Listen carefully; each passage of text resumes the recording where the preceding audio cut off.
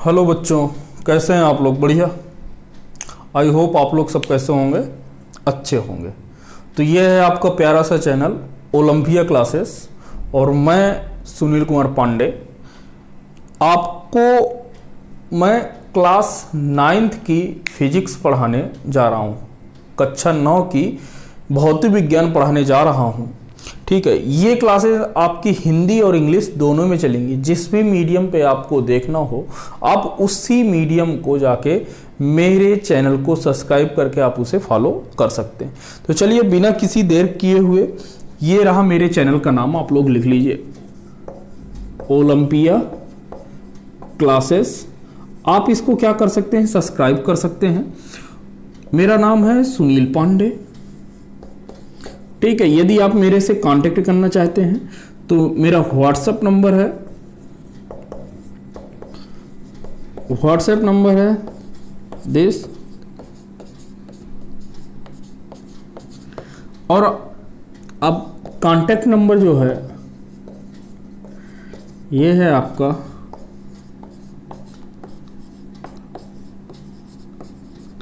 81।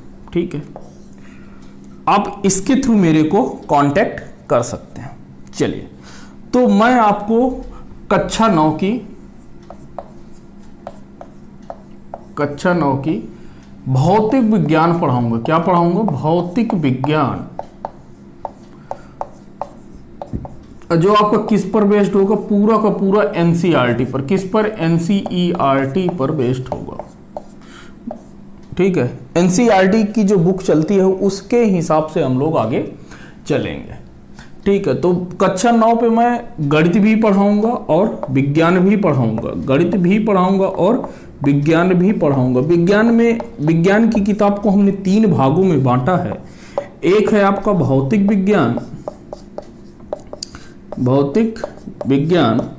दूसरी है आपकी रसायन विज्ञान,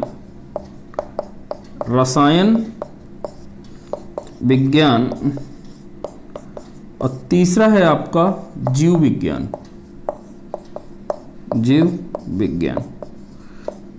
ठीक है, तो इन तीनों के बारे में किताब बेसिकली आपकी एक ही चलती है, लेकिन इन तीनों के बारे में हम लोग पढ़ेंगे, भौतिक विज्ञान, रसायन विज्ञान और जीव विज्ञान के बारे में। तो सबसे पहले हम शुरू करेंगे क्या? भौतिक विज्ञान। तो यदि आपको मेरा व्हाट्सएप नंबर लिखना हो, कांटेक्ट नंबर लिखना हो तो आप लोग लिख सकते हैं। चलिए अब शुरू करते हैं बिना किसी देरी के। कक्षा 9 की एनसीईआरटी में भौतिक विज्ञान हम लोग शुरू करते हैं। चलिए, तो इसमें आपकी किताब में चैप्टर नंबर 8 मतलब पाठ 8 है।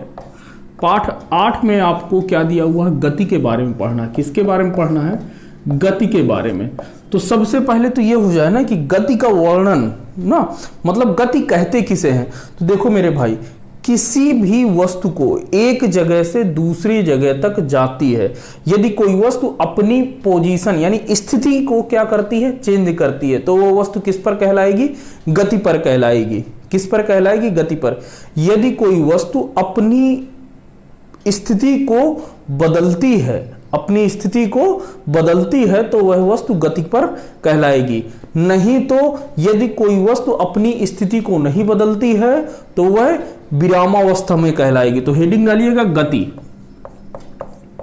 ठीक है, इस पर लिखिएगा कि यदि कोई वस्तु अपनी स्थिति को बदलती है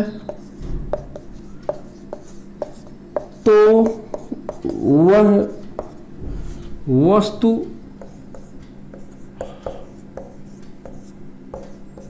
गतिमान कहलाएगी। ये हो गई आपकी गति की स्थिति कि यदि कोई वस्तु अपनी स्थिति को क्या करे? बदले, तो वह वस्तु किस पर कहलाएगी? गतिमान पर कहलाएगी, यानी गति पर कहलाएगी। दूसरी हेडिंग है विरामावस्था। तो लिखिएगा ये इस हेडिंग पर कि यदि कोई वस्तु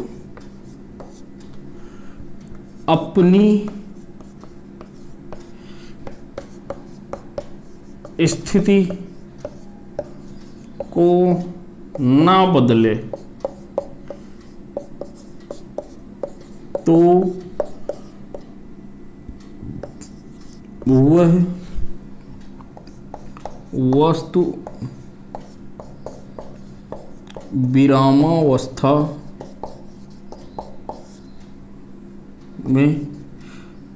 विरामावस्था में कहलाती है। बात समझ में आई कि यदि कोई वस्तु अपनी स्थिति को ना बदले तो वह वस्तु किस पर कहलाएगी? विरामावस्था पर। ठीक है। अच्छा, किसी वस्तु की स्थिति को बताने के लिए किसी वस्तु की स्थिति को बताने के लिए हमें निर्देश बिंदु का उपयोग करते हैं। किसका उपयोग करते हैं? निर्देश बिंदु का। लिखिएगा ऐसे पॉइंट बना के, किसी वस्तु की स्थिति को बताने के लिए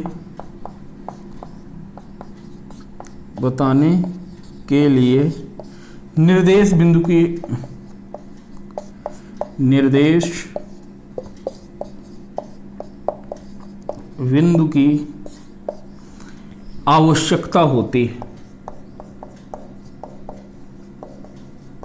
आवश्यकता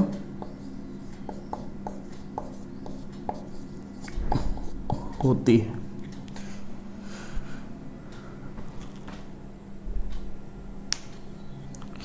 किसी वस्तु की स्थिति को बताने के लिए निर्देश बिंदु की आवश्यकता होती है। इस निर्देश बिंदु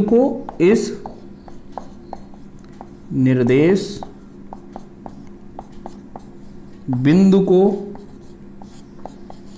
मूल बिंदु कहते हैं। मूल बिंदु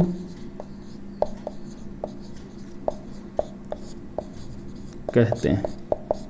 ठीक है, आप लोग इसे नोट कर लीजिए।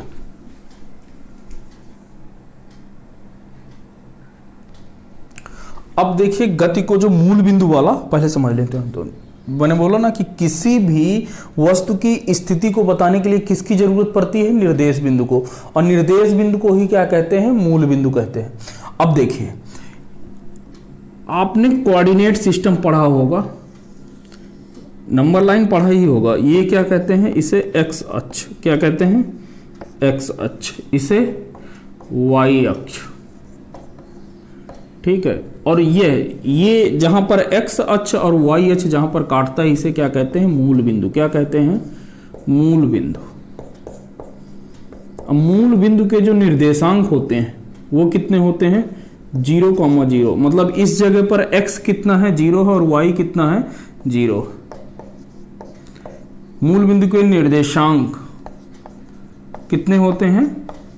0,0। ठीक है। यदि मैं इसे नंबर लाइन बनाऊं तो ये 1 2 3 4 5। यदि यहां से ये 1 2 3, यदि मान के चलो कि यदि मैं कोई पॉइंट यहां पर बना रहा हूं जिसके कोऑर्डिनेट कितने हैं? 3,4। जिसके निर्देशांक कितने हैं? 3,4। ये पॉइंट ए है।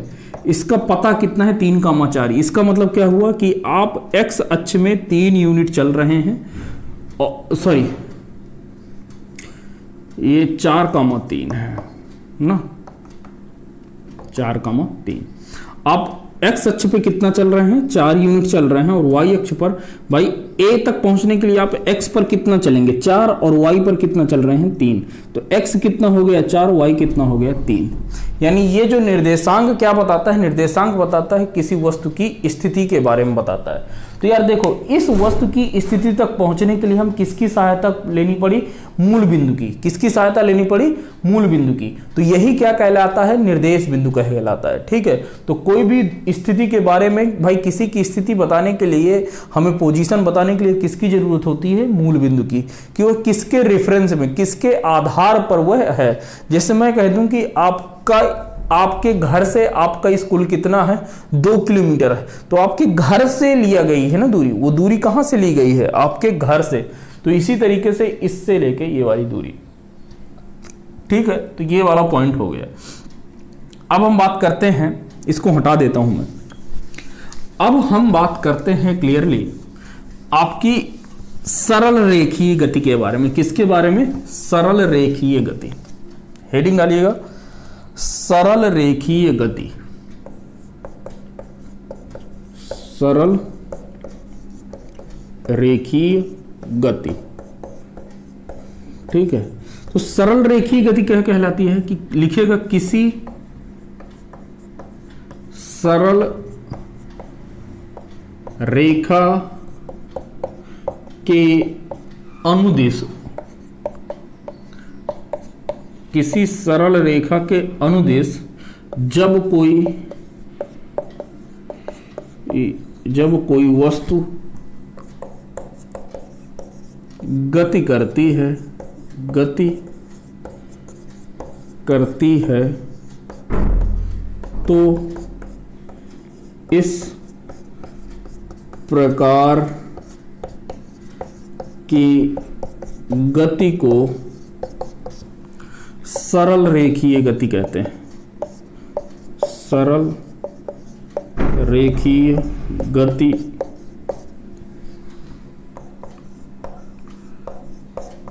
कहते हैं। बात समझ में आ गई कि किसी सरल रेखा के अनुदिश जब कोई वस्तु क्या करती है? गति करती है। किसी सरल रेखा के अनुदिश जब कोई वस्तु गति करती है उसे क्या कहते हैं? सरल रेखीय गति कहते हैं। जैसे हमें ये एक कोई लाइन है, यहां पर एक व्यक्ति खड़ा है पॉइंट ए पर, यह बी तक आया, ठीक है। तो ये व्यक्ति कहां पर आया? ए से बी तक आ रहा है। तो यदि ये सरल रेखा में चले, एक सीधी रेखा में चले, तो इसी की गति को क्या कहलाएगी? ऐसी गति क्या कहलाएगी? सरल रेखीय गति कहलाएगी, ठीक है। अब आपका ये वाला पार्ट हो गया कि सरल रेखीय गति कैसे कहते हैं। हटा दूं? चलिए लिख लिया, हटा देते हैं। बात समझ में आएगी कि जब कोई व्यक्ति या जब किसी सरल रेखा के अनुदिश जब कोई वस्तु गति करती है तो उसे क्या कहते हैं? सरल रेखीय गति कहते हैं, ठीक है। चलिए अब क्या देखते हैं? अब देखते हैं एक बहुत ही इंपॉर्टेंट चीज है। हेडिंग डालिएगा, दूरी किसे कहते हैं? दूरी, ठीक है। हेडिंग है दूरी। दूरी तो लिखिएगा, किसी वस्तु द्वारा तय की गई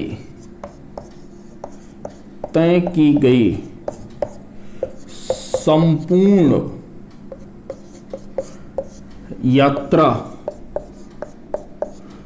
को दूरी कहते हैं। दूरी कहते हैं। किसी वस्तु द्वारा तय की गई संपूर्ण यात्रा को क्या कहते हैं? दूरी कहते हैं। चलिए अथवा करके लिख लीजिएगा, अथवा करके लिखिएगा। दूरी किसी वस्तु की दूरी को निर्धारित करने के लिए लिखिएगा, किसी वस्तु की दूरी को निर्धारित करने के लिए हमें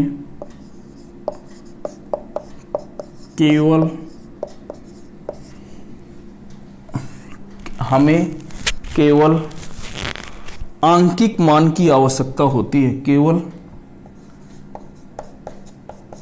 आंकिक मान की आवश्यकता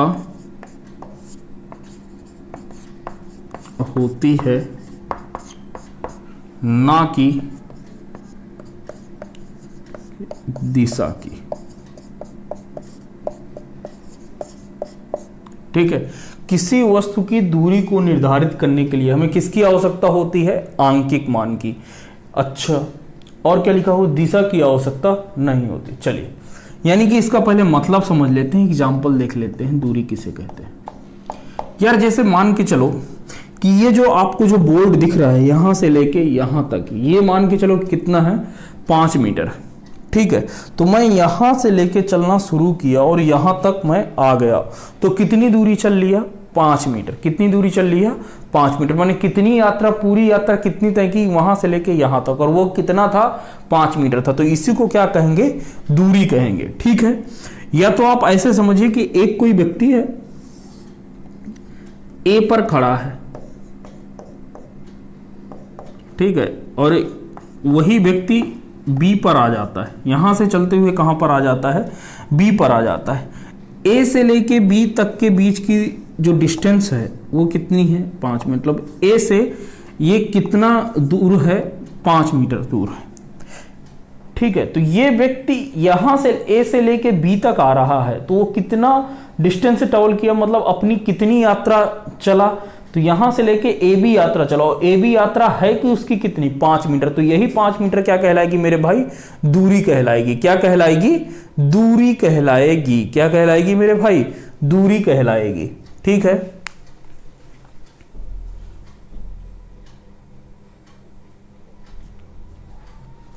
चलिए, तो ये बात हो गई, आई होप। अच्छा, इसके लिए मैं चाहे दूरी के लिए चाहे ए से बी आऊं या बी से ए जाऊं, ठीक है, मतलब इनके बीच की दूरी नहीं घटेगी। चाहे मैं ए से बी को माप लूं या बी से ए को माप लूं, या तो आप ए से बी को माप लीजिए या बी से ए को माप लो।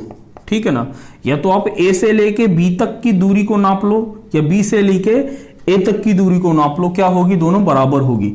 तो ठीक है, किसी वस्तु की दूरी को निर्धारित करने के लिए हमें केवल आंकिक मान की आवश्यकता होती है। किसकी आवश्यकता होती है? आंकिक मान की। और यह आंकिक मान की आवश्यकता होती है, दिशा की आवश्यकता नहीं होती। मतलब ऐसा नहीं है कि दूरी हमें बताना है तो हम ए से बी के ही लिए बताएं। हम ऐसा भी हो सकता है कि कोई व्यक्ति बी से ए के लिए बताए, तो दूरी क्या रहेगी? सेम ही रहेगी। मतलब उसके लिए दिशा की आवश्यकता नहीं है। ठीक है, तो दूरी को बताने के लिए दिशा की आवश्यकता नहीं है। अच्छा, आंकिक मान को ही क्या कहते हैं? परिमाण कहते हैं। आप लोगों ने फिगर बना लिया होगा, ठीक है ना, बना लीजिएगा। यहां पर एक पॉइंट के रूप में लिखिएगा, आंकिक मान को परिमाण कहते हैं। आंकिक मान को परिमाण कहते हैं। क्या कहते हैं? परिमाण कहते हैं। ठीक है, अच्छा, एक चीज और लिख लीजिएगा नोट डाल के कि दूरी सदैव धनात्मक होती है। दूरी सदैव धनात्मक होती है। ये बहुत जरूरी बात है। दूरी कैसी होती है? सदैव धनात्मक होती है। ठीक है, ये चीज आपको याद रखना बहुत इंपॉर्टेंट है। ठीक है ना, ये आपको याद रखना कि दूरी कैसी होती है? सदैव धनात्मक होती है मेरे भाई। चलिए, आई होप आप लोग अब लिख लेंगे इसे। लिख लीजिए, नोट कर लीजिए इसे। अब अगला महत्वपूर्ण हेडिंग है। महत्वपूर्ण हेडिंग है, क्या है? विस्थापन। क्या हेडिंग है? हेडिंग है विस्थापन। लिखिएगा।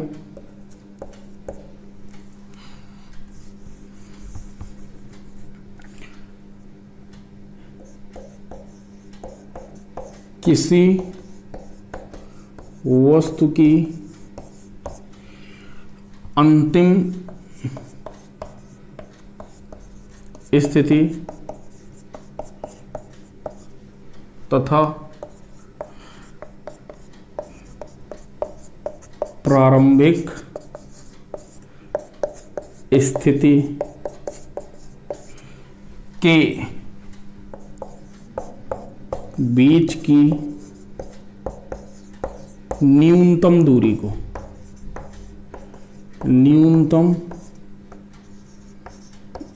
को विस्थापन कहते हैं, विस्थापन कहते हैं। ठीक है, क्या कह रहा है, किसी वस्तु की अंतिम स्थिति तथा प्रारंभिक स्थिति के बीच की न्यूनतम दूरी को, मतलब यदि कोई व्यक्ति जहां से चलना शुरू करता है वो क्या हो जाएगा, प्रारंभिक स्थिति, और जहां पर पहुंचता है वो क्या हो जाएगा, अंतिम स्थिति। तो प्रारंभिक स्थिति और अंतिम स्थिति के बीच की न्यूनतम दूरी, के बीच की न्यूनतम दूरी को क्या कहते हैं, विस्थापन कहते हैं। क्या कहते हैं, विस्थापन। ठीक है, यहां से जैसे देखिएगा कि एक कोई पॉइंट है ए, एक कोई पॉइंट है बी, यहां से कोई व्यक्ति चला, यहां से कोई व्यक्ति चलकर बी पर आ गया। ठीक है, एक सीधी रेखा में चला। बात समझना, समझने के लिए कि एक कोई व्यक्ति यहां से लेके यहां तक चला, ठीक है, और ये विस्थापन है आपकी प्रारंभिक स्थिति। तो ये रहा आपका प्रारंभिक, मतलब यहां से चलना वो शुरू किया है, प्रारंभिक स्थिति है ये है, और चलकर वो कहां पर आ जाता है, अंतिम अवस्था, अंतिम स्थिति, ए से लेकर बी तक आ जाता है। और इनके बीच की ये जो दूरी है ये 5 ही है। ये कितनी है, 5 मीटर। तो मेरे भाई इनके बीच की न्यूनतम दूरी, तो याद रखना यदि हमें किन्हीं भी दो बिंदुओं के बीच की न्यूनतम दूरी बताना है, किन्हीं भी दो बिंदुओं के बीच की न्यूनतम दूरी बताना है, तो वह हमेशा कैसी होगी, सीधी रेखा में जब उस दूरी को नापेंगे। किस रेखा में, सीधी रेखा में जब हम दूरी को नापेंगे तभी वह क्या होगी, वह न्यूनतम दूरी होगी। ठीक है, तो यहां पर आपका विस्थापन कितना है, विस्थापन है आपका 5 मीटर। ठीक है, क्योंकि अंतिम बी से ए तक नापना है, ना कि ए से बी। ठीक है, ध्यान दीजिएगा, इसके लिए न्यूनतम क्या है, वस्तु की अंतिम स्थिति, मतलब विस्थापन के लिए दिशा की जरूरत है, विस्थापन के लिए दिशा की जरूरत है, मैंने लिखा है, देखिए, किसी वस्तु की अंतिम स्थिति तथा प्रारंभिक स्थिति के बीच की न्यूनतम दूरी को क्या कहते हैं, विस्थापन कहते हैं। तो अंतिम स्थिति तथा प्रारंभिक स्थिति के बीच में जो डिफरेंस होता है, जो न्यूनतम दूरी होती है, वही क्या कहलाती है, विस्थापन। तो बी से ए तक चलना, ध्यान दीजिएगा, विस्थापन कहां से कहां तक है, बी से ए, मतलब final position to initial position, ये कितना है, 5 मीटर। और यदि मैं दूरी की बात करूं तो दूरी यहां पर कितना हो जाएगा, दूरी अभी भी क्या कितनी है, चाहे ए से बी तक मापो या बी से ए तक मापो, ये अभी भी क्या है, 5 मीटर ही है। ठीक है, चलिए, ये बात समझ में आई। तो अब आप यहां पर एक पॉइंट लिखिएगा, क्या लिखेंगे, किसी वस्तु का विस्थापन, किसी वस्तु का विस्थापन, किसी वस्तु का विस्थापन 0, ऋणात्मक या धनात्मक हो सकता है, हो सकता है। क्या लिखा, किसी वस्तु का विस्थापन 0 भी हो सकता है, ऋणात्मक भी हो सकता है या धनात्मक भी हो सकता है। किसी वस्तु का विस्थापन 0, धनात्मक या ऋणात्मक हो सकता है। ये याद रखिएगा, ये बहुत इंपॉर्टेंट पॉइंट है। ठीक है, ये छोटी छोटी चीजें हैं, यही आपके कॉन्सेप्ट हैं। ठीक है ना, तो किसी वस्तु का जो विस्थापन है वह 0, ऋणात्मक या धनात्मक हो सकता है। हटा दें इसे, लिखिएगा, लिख लीजिए इसे। अब देखिए, इस बात को समझ लेते हैं कि जहां पर हमने बोला था कि आपकी जो विस्थापन है वो धनात्मक, ऋणात्मक या 0 हो सकता है। चलिए, तो आपने क्या किया, बात समझने की कोशिश करिएगा। आपने ए पॉइंट से चला और बी पर आ गए, ए से चला और बी पर आ गए। तो आप ए से लेके बी तक आ गए और इनके बीच की दूरी कितनी है, 5। तो यहां पर देखिएगा दूरी और विस्थापन क्या होंगे, दूरी बराबर विस्थापन होगा, क्योंकि दूरी और विस्थापन दोनों क्या हैं, प्रारंभिक अवस्था ये, अंतिम अवस्था ये, तो अंतिम अवस्था से प्रारंभिक अवस्था ये कितने हो जाएंगे, 5 मीटर की दूरी पर है। ठीक है, ये कब के लिए है, जब कोई ए से बी तक आता है। कहां पर आ रहा है, ए से बी तक आ रहा है। यदि यही आपका ए से बी आए और फिर बी से ए पर चला जाए, ठीक है, ए से बी पर आया आदमी और फिर बी से ए तक चला गया, तो दूरी आपकी कितनी हो जाएगी, दूरी देखिए, ए से बी तक पहले आया तो ए बी, और फिर प्लस बी से ए फिर में लौट रहा है, तो फिर से बी से ए के बीच में लौट गए, तो ये कितना है, 5 मीटर ये रहा, 5 मीटर आना और 5 मीटर जाना, तो 5 प्लस का 5 बराबर 10 मीटर। ये तो दूरी हो गई। अब इसी के लिए विस्थापन की बात करते हैं। तो विस्थापन मेरे भाई क्या होता है, विस्थापन होता है अंतिम अवस्था माइनस का प्रारंभिक अवस्था। तो ए से चलना शुरू किया था और ये पुनः फिर लास्ट में कहां पर पहुंच गया, ए पर फिर में पहुंच गया, तो प्रारंभिक अंतिम बिंदु भी वही है और प्रारंभिक बिंदु भी वही है, तो उनके बीच की न्यूनतम दूरी कितनी हो गई, 0। भाई ये यहां से चलना शुरू किया, ठीक है ना, ये ए से बी पर आया, फिर बी से लेके ए तक पहुंच गया, तो यार जब प्रारंभ चलना कहां से शुरू किया था, ए से, फिर लौट फिर के कहां पर पहुंच गया, फिर ए पर पहुंच गया, तो ए प्रारंभिक अवस्था और अंतिम अवस्था के बीच की दूरी कितनी हो गई, 0, क्योंकि जहां से चलना शुरू किया था वहीं पर पहुंच गया, तो कितना हो गया, न्यूनतम दूरी 0, तो विस्थापन कितना हो गया, 0। बात समझ में आई। अब देखिए, अब ऋणात्मक वाले का भी आप कोई एक एग्जांपल है कि ये आपका कोऑर्डिनेट सिस्टम है, एक कोई बिंदु यहां पर है 5 पर, ठीक है, आपको पता है ना, 4 3 2 1 0, ये ऐसे है, ये -1 -2, कह रहा है कि एक आदमी 5 पर है, अभी किस पर है, 5 पर, ये आपकी इनिशियल पोजीशन है, ये मतलब प्रारंभिक अवस्था है, कैसी है, प्रारंभिक अवस्था है, और ये कैसी है, अंतिम अवस्था है, अंतिम स्थिति है। तो अभी मैंने आपको क्या बताया था कि दूरी, जब दूरी तो वही होगी चाहे प्रारंभिक अवस्था हो या अंतिम अवस्था, तो उसे दूरी कितना तय करना पड़ेगा, 7 तय करना पड़ेगा, क्योंकि देखिए 5 यहां तक और 2 यहां तक, तो 5 2 7 दूरी तो वो तय कर लिया। तो दूरी कितनी हो गई इस वाले केस के लिए, दूरी तो आपकी 7 हो गई, 7 मीटर या 7 यूनिट कह लीजिए, ठीक है। और यदि यहीं पर विस्थापन की बात हो, किसकी, विस्थापन की, तो विस्थापन आपका क्या होता है, मैंने अभी आपको बताया था कि अंतिम अवस्था माइनस का प्रारंभिक अवस्था, यही होता है, अंतिम स्थिति के बीच की, अंतिम स्थिति माइनस का प्रारंभिक स्थिति, यही होता है। तो अंतिम स्थिति का जो पॉइंट है वो कहां पर है, -2 पर है, कहां पर है, -2 पर, और ये प्रारंभिक स्थिति कितना है, 5 पर, तो -5, तो कितना हो जाएगा, -7 यूनिट। तो ये देखिए आपका विस्थापन जो है पॉजिटिव भी हो गया, 0 भी हो गया और निगेटिव भी हो गया, ठीक है, धनात्मक हो गया, 0 हो गया और ऋणात्मक हो गया।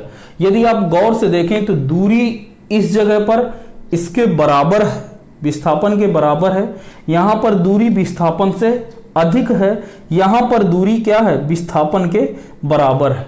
तो एक अंतिम पॉइंट आपको लिखना, आप इसको नोट कर लीजिएगा एज ए एग्जाम्पल, ठीक है। और आज का अंतिम पॉइंट लिखना है कि दूरी क्या होगी, हमेशा विस्थापन से क्या होगी, बड़ी होगी या विस्थापन के बराबर होगी। दूरी सदैव विस्थापन से बड़ी होगी या विस्थापन के बराबर होगी। चलिए, तो आई होप आपको ये लेक्चर समझ में आया होगा। आपको यदि ये समझ में आया है तो इसको अपने दोस्तों के साथ शेयर कीजिए, आगे बढ़िए, ठीक है। और मेरे साथ चलते रहिए, जैसे जैसे हम पढ़ेंगे वैसे वैसे आपको, जैसे जैसे हम आगे बढ़ेंगे आपकी सारी कॉन्सेप्ट और भी क्लियर होते जाएंगे, ठीक है। आप और अच्छे से चीज़ों को समझ पाएंगे। तो चलिए मिलते हैं अगले लेक्चर में। Thank you very much.